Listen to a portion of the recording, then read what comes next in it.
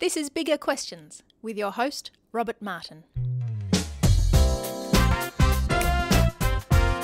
Welcome to Bigger Questions, recorded live in the city of Melbourne. Today's show comes from St Augustine's Anglican Church in Moreland, in Melbourne's inner north. We usually record before a live audience, but due to coronavirus restrictions, today we have an online audience. Today's big question: how can we prevent family violence? We're asking this question today to Robyn Boosey. Robyn works for the Melbourne Anglican Church as the Diocese Program Manager of the Prevention of Violence Against Women, which is an initiative to reduce family violence. And she joins me now. Robyn, welcome to Bigger Questions. Thank you. It's great to be here. Now, we want to acknowledge that today's topic is a confronting one, and we're going to be dealing with some potentially disturbing issues as we talk about family violence. But Robyn, whilst confronting, do you think this is an important issue to talk about and have conversations about? Absolutely. It's a really serious and widespread problem in Australia. And it's not until you start to have conversations about it that you start to realise how close it actually is, that it can affect people in our families, in our friendship groups, in our churches, and we might not know because it's quite hidden. And it actually affects people from all different backgrounds. So it's important to have a conversation about it, which is what we're going to do today. Absolutely. Yeah. Also, just to clarify, Robyn, you don't work on the specific individual cases of family violence. You look more at the bigger picture, don't you? Exactly. Preventing violence against women is about zooming out and looking at what's the culture in which this is happening that means it's so prevalent, and how can we shift that culture to try to prevent it. So it's a bigger picture, so to speak. So you deal with bigger questions then, I suppose. That's exactly right. Thanks, Robyn. Now, we do like to kick off Bigger Questions with some smaller questions just to get us thinking. Now, realising today's topic is very sensitive and we don't want to trivialise the topic in any way. So, Robyn, our smaller questions today are questions used in an educational quiz produced by Avert Family Violence, which is an Australian government initiative. So there's 3 questions which I've taken from their quiz on the dimensions and dynamics of family violence, just to get us thinking. Okay, question 1. True or false? Family violence necessarily involves physical assault. False. Correct. Well done. Yes, that's right. Yes. Question 2. True or false? Alcohol abuse is most often the cause of family violence. False. That's correct. Yes, you're doing very well. Okay, question 3, which is multiple choice. Women are most at risk of violence generally in A, dark streets, B, hotels and pubs, C, their home, D, cities, or E, public transport. That would be C, their home. So congratulations, Robyn. That's right. Yes, you've got 3 of our 3 smaller questions right, which is, as again, these questions were just to get us thinking. So now, whilst this is an uncomfortable topic, Robyn, it does seem shocking, though, that women are most at risk of violence in their own homes. So can this really be true? Yeah, that's certainly the case, that this is the place where women are most at risk of experiencing violence, is in their home and from the person that they love. So does that make it a very complex question? And as you've just said, it's violence from the person that they love the most. And so does this make the whole issue very, very complicated and complex?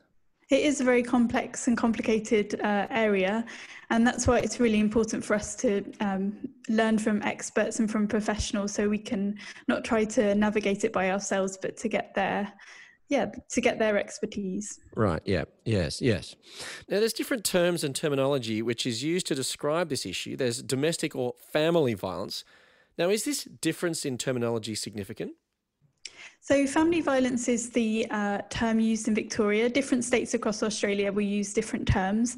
One of the key differences is that family violence is slightly broader than domestic violence. It captures violence between family members and family-like members. So it's not just between current and former partners, but between the broader family, extended family.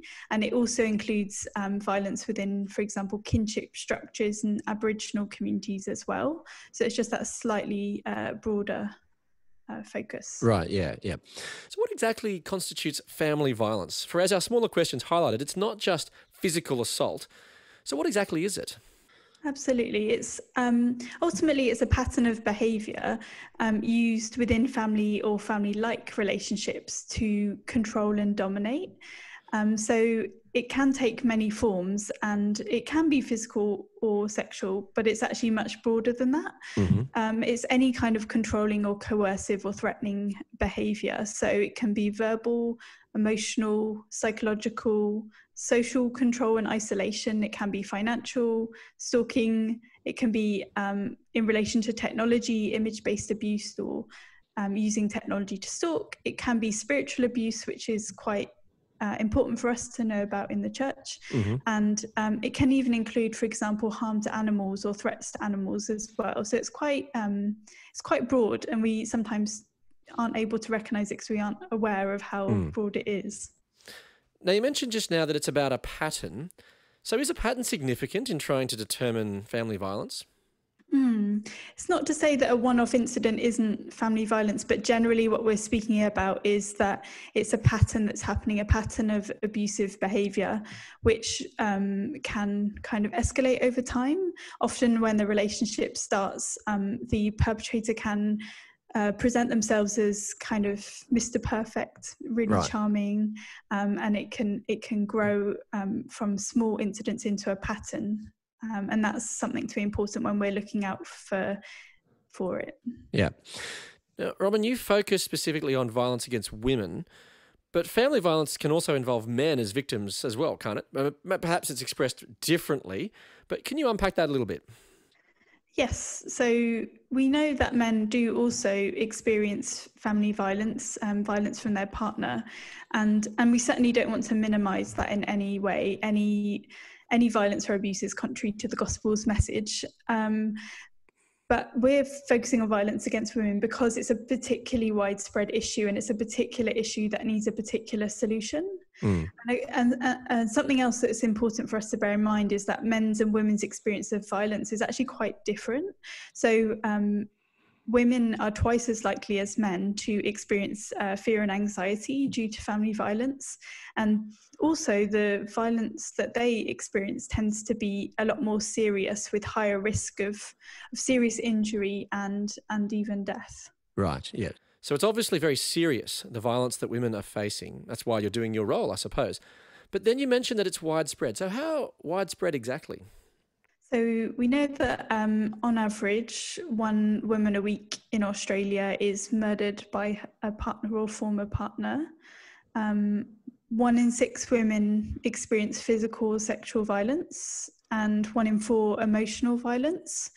And it's actually the greatest risk factor to the health of Australian women aged between 25 and 44, which I don't think we'd often think about. I think if we had to guess what's the greatest risk factor, I don't think this would be the thing that would come to mind. It just shows how widespread it is. I mean, those are really shocking numbers, really. I mean, it must fill you in some respects with despair in your role, I suppose. Yes, there are those moments where where you're considering the reality of it, and it can really, those feelings of despair are the right description of how it can feel. Now, Robyn, you work as Prevention of Violence Against Women Program Manager for the Anglican Diocese of Melbourne. It sounds like a very tough job. So what motivates you to do that? I'm really passionate about this area, and I think there are probably 3 main reasons that really motivate me. The first one was probably just that we see in Genesis that all people are created in the image of God, and that all are equally loved and of equal value. From the get-go, God's got this amazing dream and intention for equality between all people, that men and women have equal value, that neither is more important than the other, and they're equal partners. So that kind of vision for us to treat and honour each other in that way is one of the reasons. I think another reason is just the fact that as Christians we're called to follow Jesus' example, and throughout Jesus' life we see that he was moved to love in action. He was moved to kind of really help people who were suffering and marginalised, and to restore them to wholeness, but also to challenge the injustice that had denied them of their God-given dignity.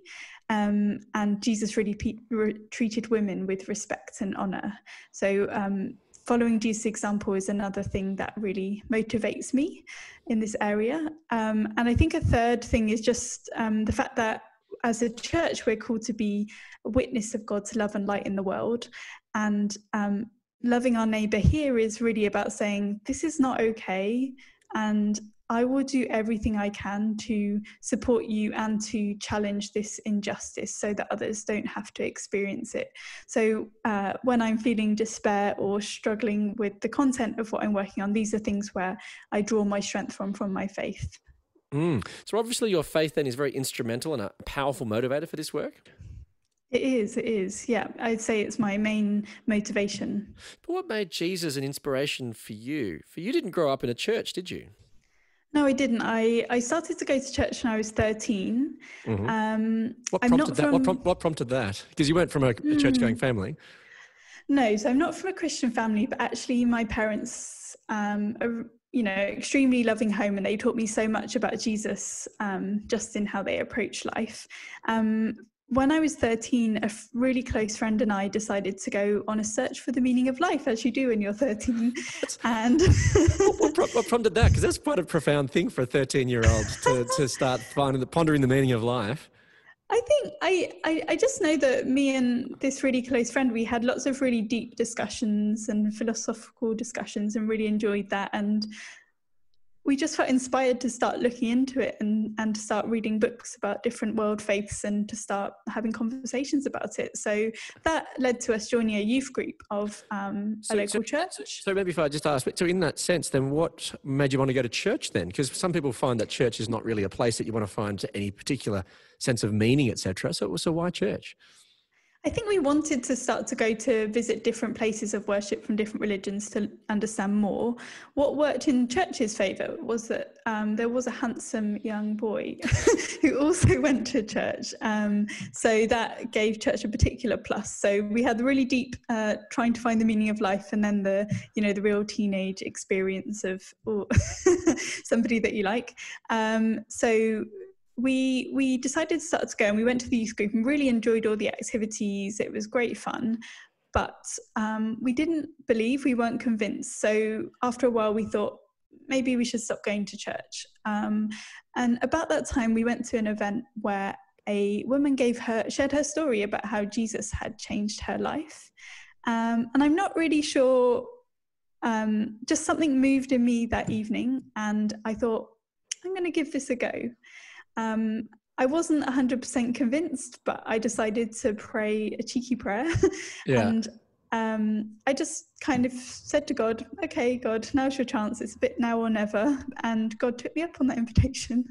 So that was kind of the moment when I decided to make that step. And from then it was just kind of testing it out, what I'd been learning about church, and starting to pray and then seeing amazing answers to prayer and seeing God work in powerful ways. And that really brought the faith I've been learning about in theory to life and to become my own faith. So how did this newfound faith connect with the work that you now do in prevention of family violence? So I think from the very beginning, my church, my church where I came to faith, they always taught me that social justice is just an integral part of the gospel. It's not a nice to have, it's not an add-on, it's not a hobby. This is the gospel. Jesus came to restore and give life in all its fullness. So I had that kind of understanding of social justice, but it wasn't until I got to university that I started to learn more about gender injustice and inequalities that exist between men and women in society, and to start to understand, this is part of that, the wider picture of social injustice. And this is also something which breaks God's heart and is not in line with his initial dream for humanity. So it was through that journey, and then realizing that violence against women is a key part of gender injustice, that I slowly kind of took those steps to focus on this area. So what convinced you then that Jesus then was a worthy role model? I think what really appealed to me about Jesus was the depth and nature of his love for humanity and for me. That was like nothing I'd ever seen elsewhere. The fact that what I loved was that Jesus was always surprising, and you never really knew what he was going to say or do. He was always surprising us in the gospel texts. But I think also that he cared particularly about people on the margins, and he was always using his power for the good of others and to bring human flourishing. And that felt like a good example of somebody to follow and learn from. So let's just turn to more specifically the family violence, which is obviously where you spend most of your time. So what do you think then are some of the key drivers underlying our culture that underpins and drives violence against women?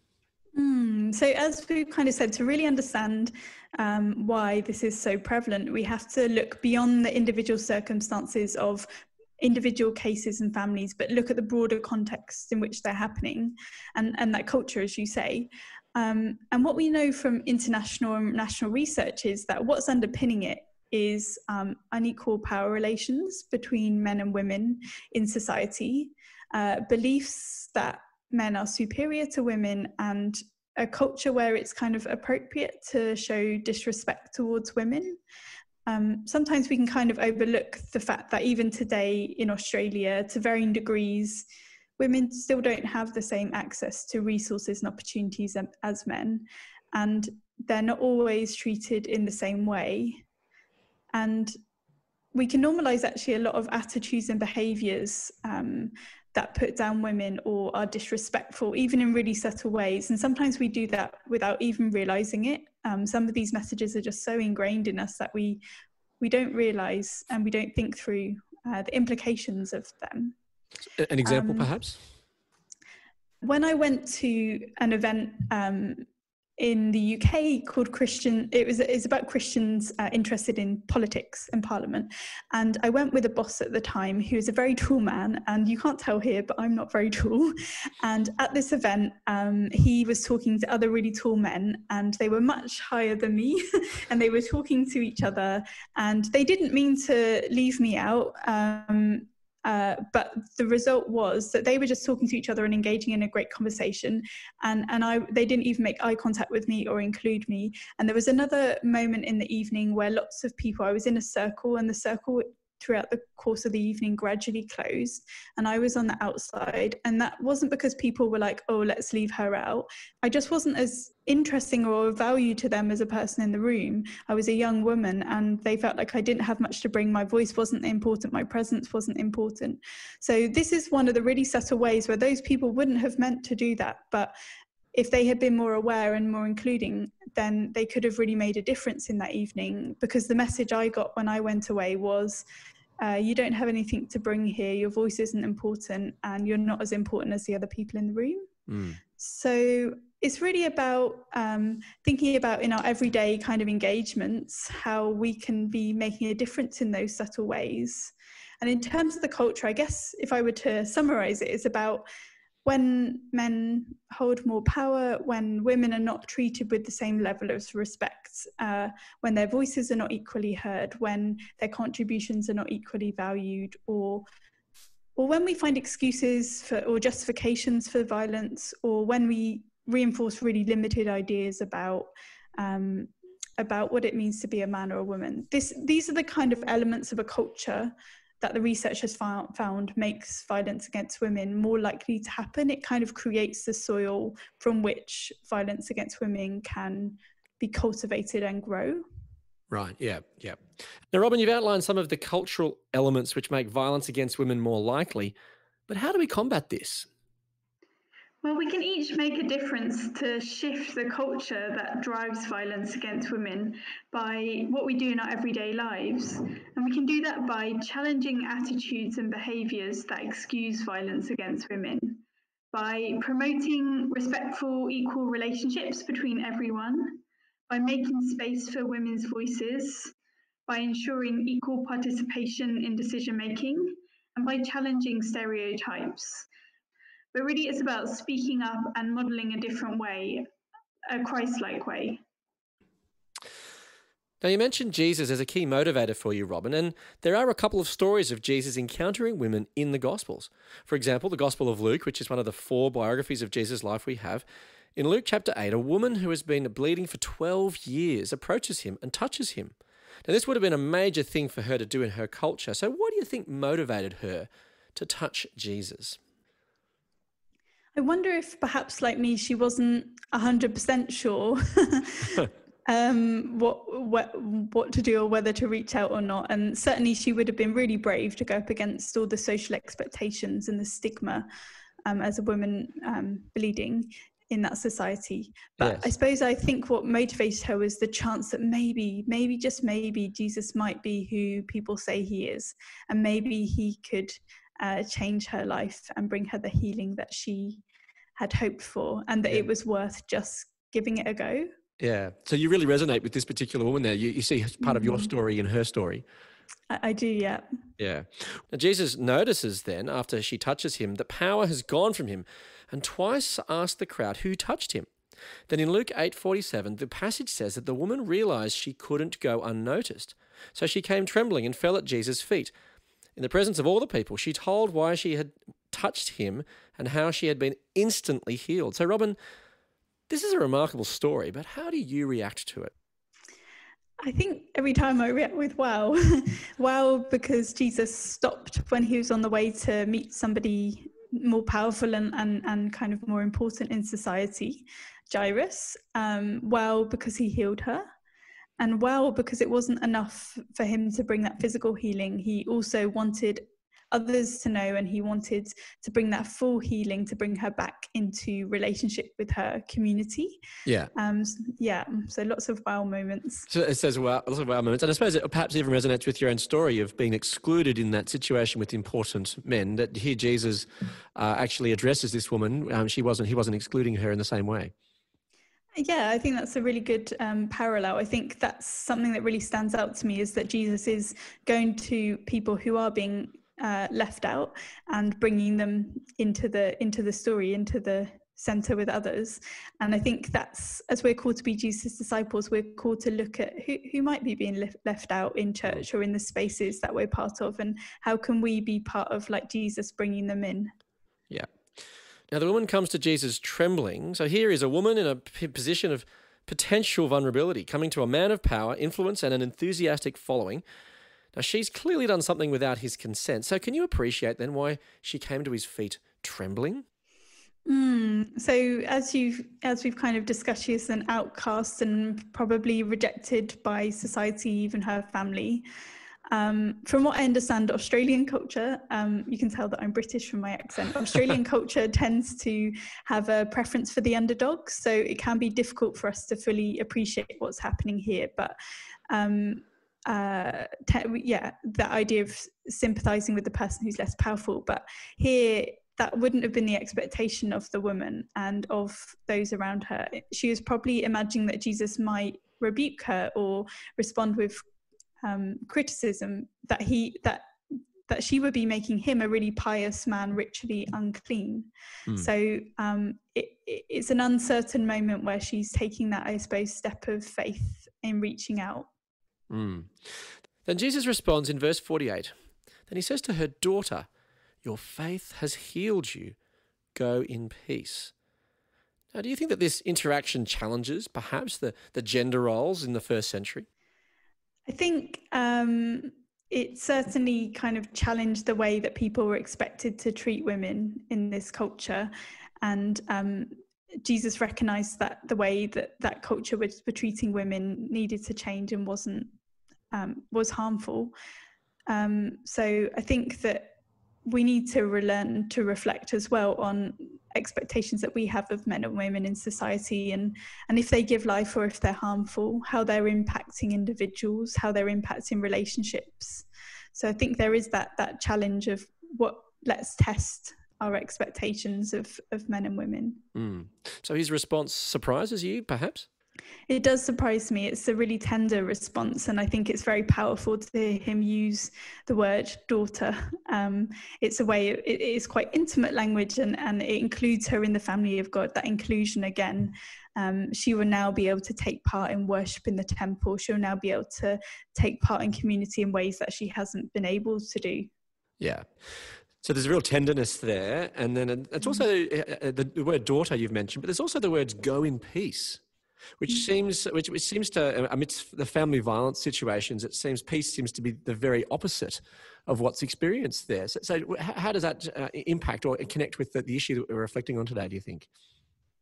I suppose the important principle to draw from it is the fact that the Christian message is that we can find deep peace and restoration in Christ.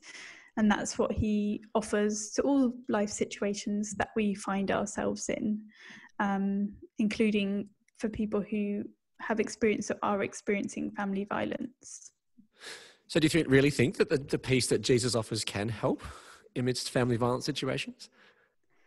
I think it's one of the bits of the puzzle. I suppose I see it as an umbrella thing that goes across all. The peace can accompany somebody and saturate every part of their healing journey. But I suppose we have to be wary not just to say the peace of Christ will be the solution on its own. Like, part of the peace of Christ comes through people getting professional help and getting support from their church community. So I suppose it's more, there are different avenues that peace can come. But it's certainly, very powerful peace. Now, Robyn, you must encounter lots of brokenness and difficulty in your work. So how does reflecting afresh on the character of Jesus impact you?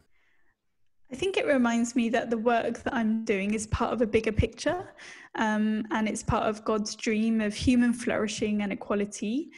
And I just find that really humbling and exciting that God is inviting us to partner with him in that restorative work. Now, Robyn, we have touched on some big and disturbing questions today. Now, if our conversation has triggered concerns for anyone listening, how can they get help? I would recommend, if anyone wants to speak about this, that they call 1-800-RESPECT, and it's 24/7 free helpline for information and advice. Thanks very much, Robyn. That's wonderful. So, Robyn, how can we prevent family violence? It's about realising that we all have a part to play in shifting the culture that underpins violence against women, and ensuring that we treat women as equal image bearers so that everyone can flourish. So let's keep asking ourselves what we can do and pray for God to lead us. Thank you so much for sharing today, Robyn. Let me leave you with some of Jesus' reflections, which perhaps gives us a vision for how we can respond to this big question from Luke 8:48. Then he said to her, "Daughter, your faith has healed you. Go in peace." I look forward to you joining us next time for bigger questions. Please thank our guest today, Robyn Boosey.